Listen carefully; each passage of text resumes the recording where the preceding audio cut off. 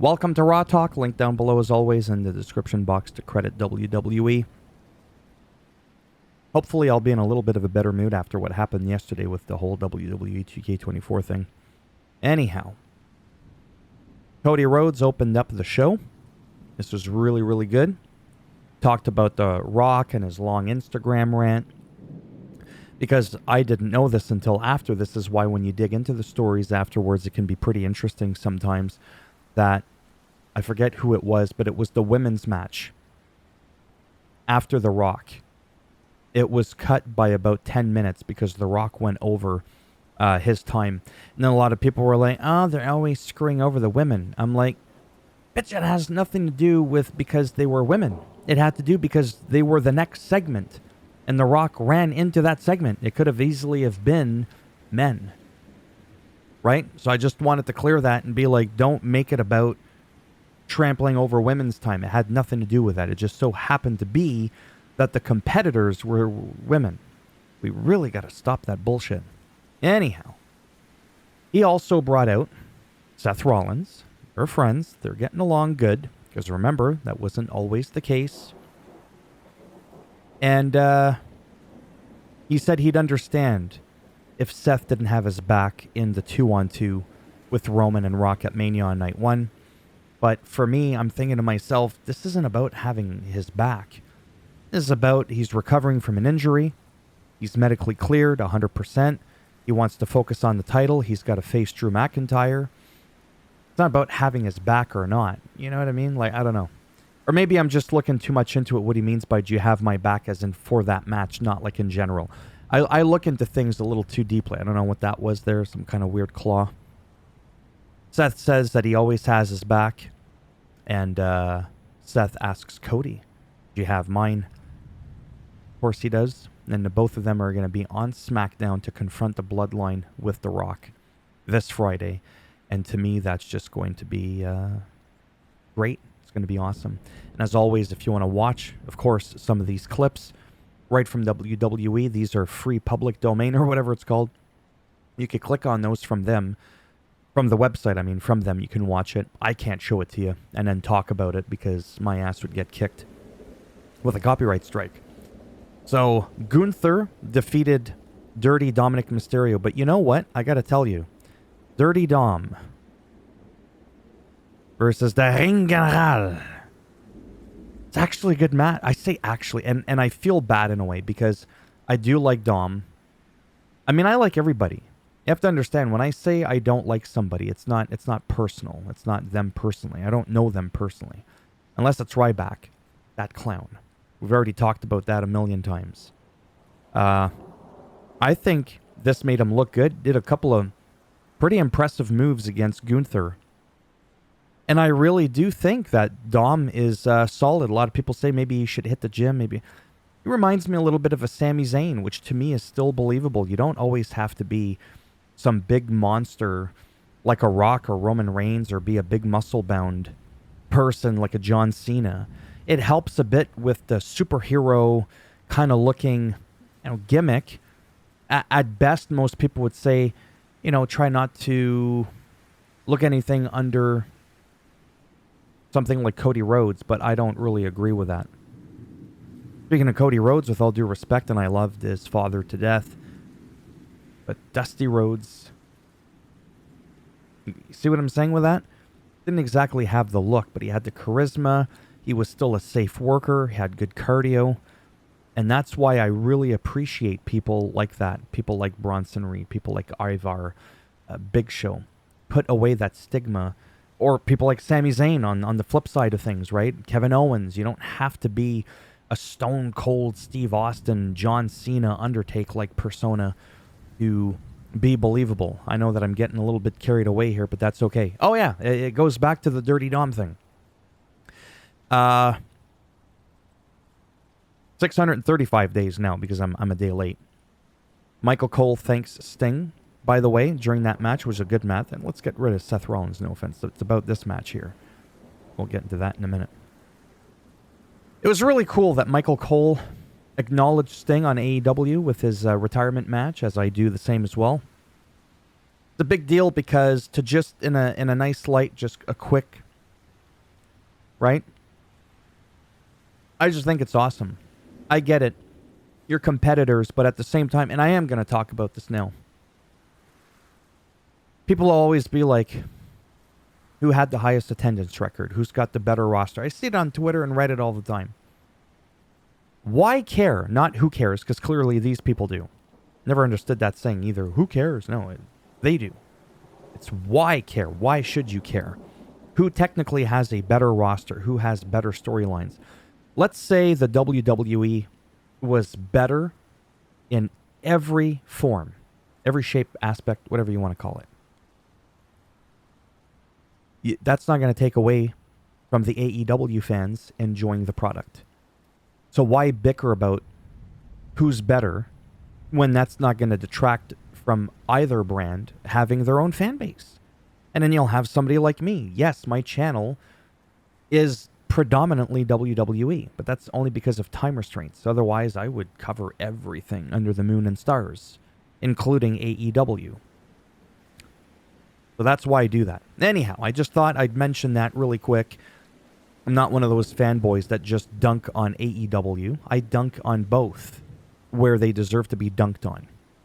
Okay? And praised where they need to be praised. So anyways, I thought that was cool that they mentioned that. And Dom's chops were actually really good. He slapped and messed up Gunther pretty good. Like, those were some clean, hard chops. You could be big and strong. Doesn't mean you know how to chop, like how to really connect with the skin and make those slaps. I actually really like this match. And I think that it also made Dominic look strong. Of course, he got beat, but he didn't get squashed. Right? Kind of like Chelsea Green gets squashed a lot, and I don't like that because she's actually a pretty good competitor. This didn't make him look like the little pipsqueak. I was going to say that he is. You know what I mean by that. It's not a jab at him. And then I wrote, he lost. What do you expect? Well, yeah. With all due respect, you're not going to have the longest reigning Intercontinental Champion lose on Monday Night Raw. And then I have to say it. And then to Dirty Dom. Not saying he doesn't deserve it, maybe someday. This definitely wasn't it. But as much as it was predictable, it doesn't matter. Because I enjoyed myself. So there you go. Moving on. Shayna, I got something to say about this, boy. Oh, and it's good. Actually, we're not there yet. What the hell happened to the thing? I remember the match. Just give me a second here. Backstage, Damage Control ran into Adam Pearce, and then Shinsuke Nakamura runs in as well. Wonders if he can potentially face Gunther at Mania for the Intercontinental Championship. A lot of people wanting to stake their claim. There we go, right here. Caden and Katana, K and K, versus Z and S. Get it? Zoe Stark and Shayna. This was a match. Shayna and Zoe ended up picking up the win. Kabuki Warriors and Dakota Kai enter the ring afterwards to congratulate them. They're soon going to be able to face them for the tag championships. Shayna Baszler and Zoe Stark, that is. These are by far some of my absolute favorite women right now on the entire roster. Those four right there. Sometimes going back to like how people look and stuff like that in terms of their physique. In a lot of ways, I just have to remember to make sure I don't mess up their name. I think it's Katana Chance, the very petite one. She reminds me of like a Rey Mysterio. In the sense that she's talented, she's on the much smaller side, but still believable. Then you have Caden Carter that helps her out. Well, they help each other out, I just mean. It's like a night, they're just a great duo. Like that, I really, really like them. They're just so good. There's just no awkwardness. Shayna Baszler and Zoe, like, I mean, I just can't say enough good things about them. I really, really can't. And I'm going to say it again to clear the air with some people. Sometimes, very rarely, sometimes people go, you seem to be more critical on the women. Is it because they're women? And I want to make it straight. Very, very effing straight. I have nothing against whatever gender you are and you're wrestling. Wrestle, put on a good match, don't put people at risk, and that's cool. I don't care, like I said, what the gender is. Doesn't matter. However, I have been pretty clear in my feelings that sometimes some of the women, with all due respect, and I don't need to keep bringing up specific names, I believe are in the program for their looks. Not always. I find that's happening a little bit less now than especially like 15, 20 years ago. Oh my God. So that's why it may seem like I'm more critical against the women sometimes, because I still feel like there are some that are in there at times for eye candy. Not a lot of guys, right, that wrestle that are there for the eye candy. Pretty boy Randy Orton isn't there because he looks good. Because he can wrestle as good as he looks. Okay? And that's where I admitted the very, very, very, very first time I saw Tiffany Stratton, which was just really like a few weeks ago, like a month ago, whatever. I have to admit, I was like, I was guilty. Not because I didn't think it'd be possible, because I wasn't sure what WWE's intent was. I saw 15 seconds and I went, that's it. Wow. That's why she's there. Okay? So, wanted to throw in some extra emphasis in there in case there's some people, there's only been a few, that think I'm being extra critical because they think I just don't like women in wrestling. No. What I've said in the past is I didn't like the Attitude Era, Ruthless Era, diva, overly sexual bullshit that had to do with the women. It was just boring and stupid. And a lot of those women superstars also spoke about how uncomfortable that era was. Now it's great. It's so good. Very happy. I'm not unhappy. Just thought I would clear that up. Right? Like I said, love these ladies. Charlotte Flair, Rhea Ripley. Like, oh my God. Like, I actually look forward to those matches. Okay? Backstage, the Bloodline were pampering Dom as he was recovering from all those slaps. Damien wants JD to handle Gunther. Good luck with that. Just saying. Okay? Nia versus Becky was actually a great match. Liv Morgan came out, attacked Nia, right? Returning the favor because Becky cost her the match last week in a disqualification. Then Nia takes advantage, took them both out. Like I said before, when I say I don't like Nia, it's not personal. It's her character. But I have to admit, she does it well. I mean, sometimes I'm like, half paying attention. And I was like, no. Let me fully pay attention. Every move, everything. And I really think that she has improved. I really do. I think she's come a long way.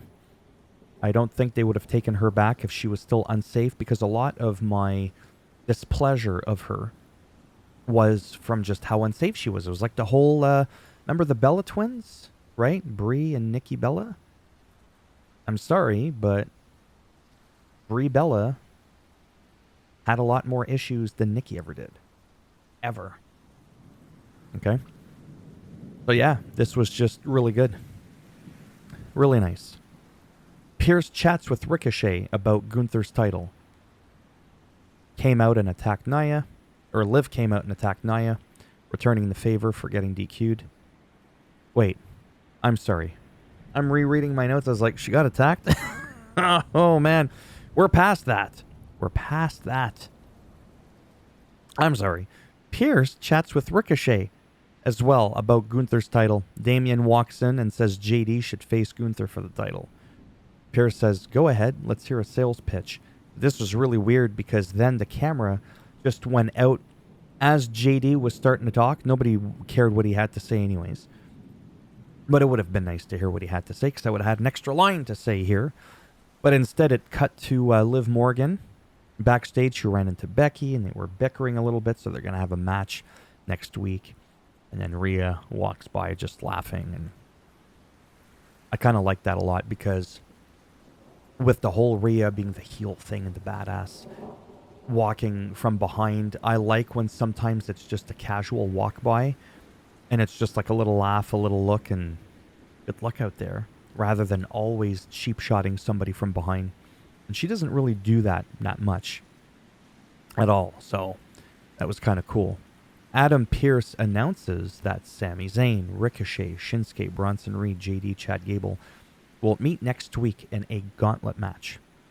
The winner faces Gunther at 40. For me, Sami Zayn, Bronson Reed, I would say he's green, but he's so good.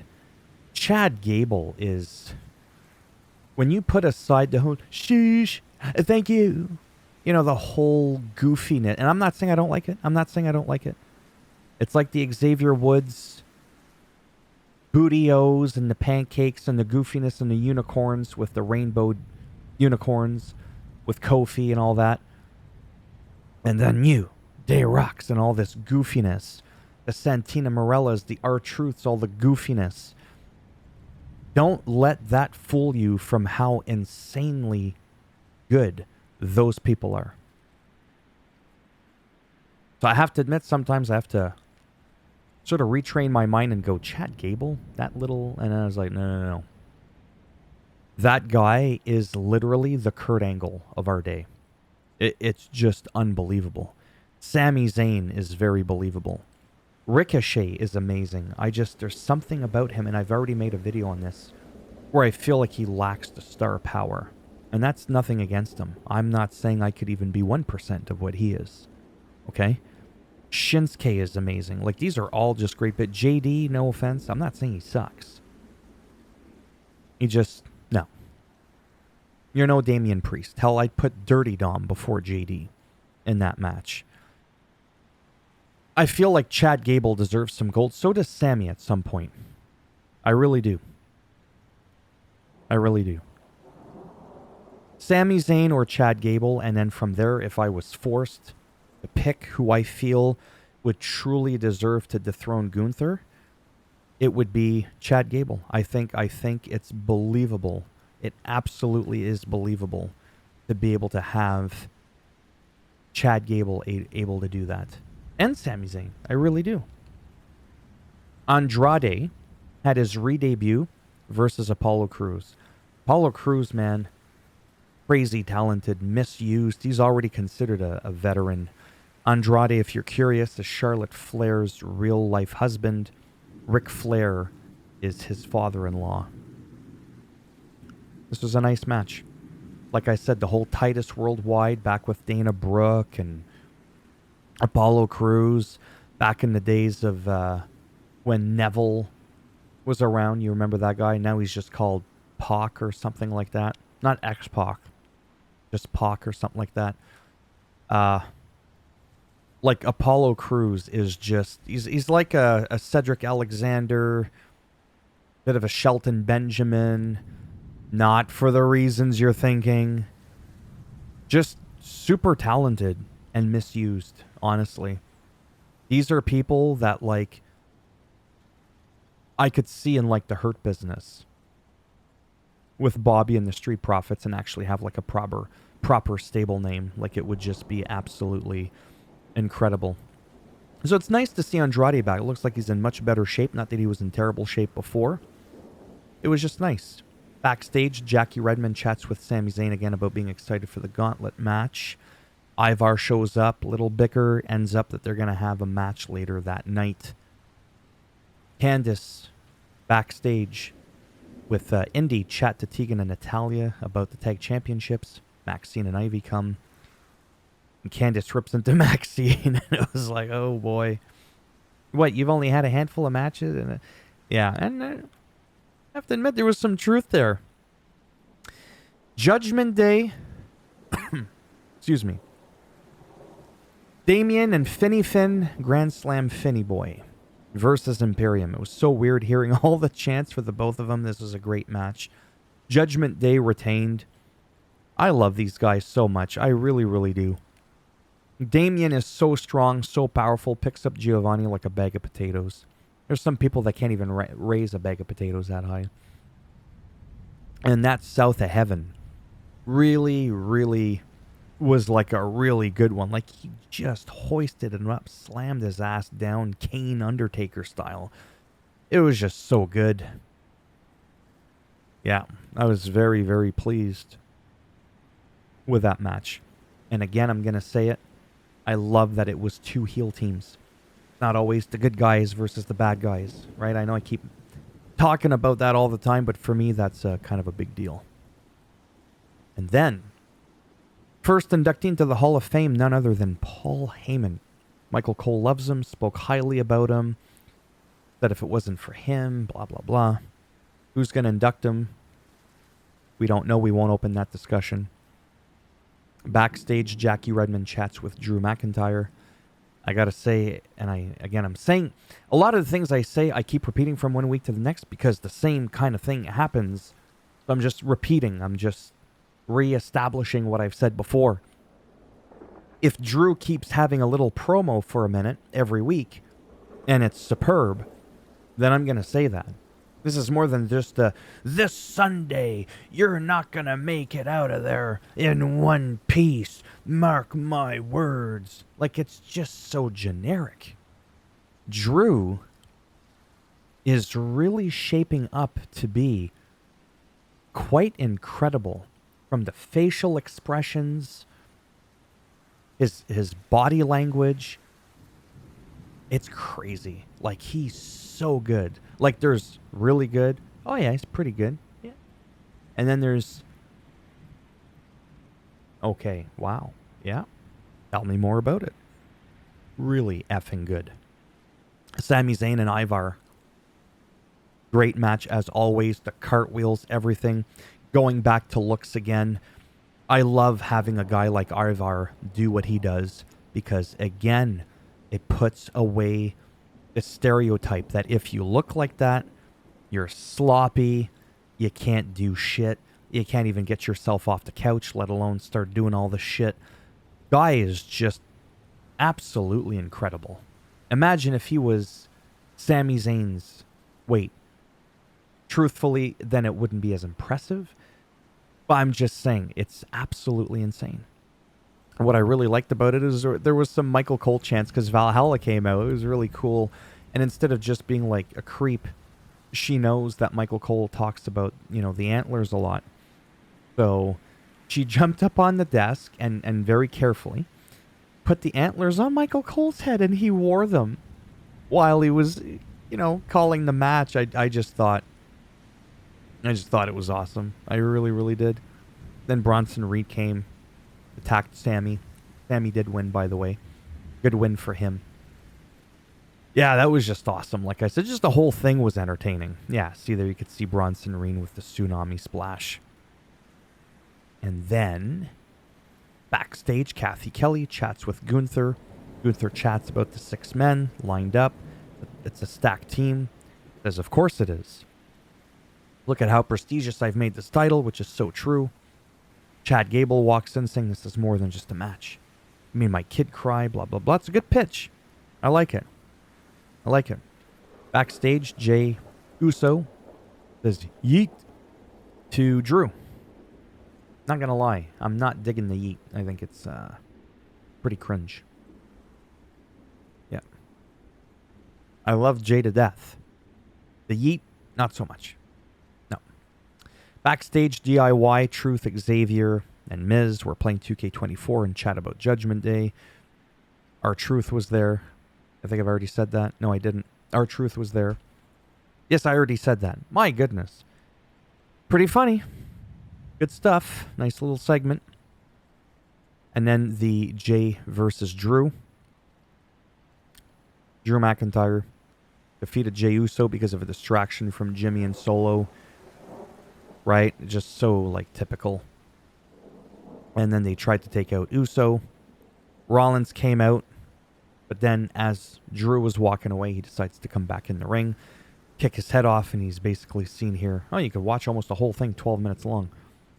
Basically seen saying, you got to focus on our match at Mania, blah, blah, blah.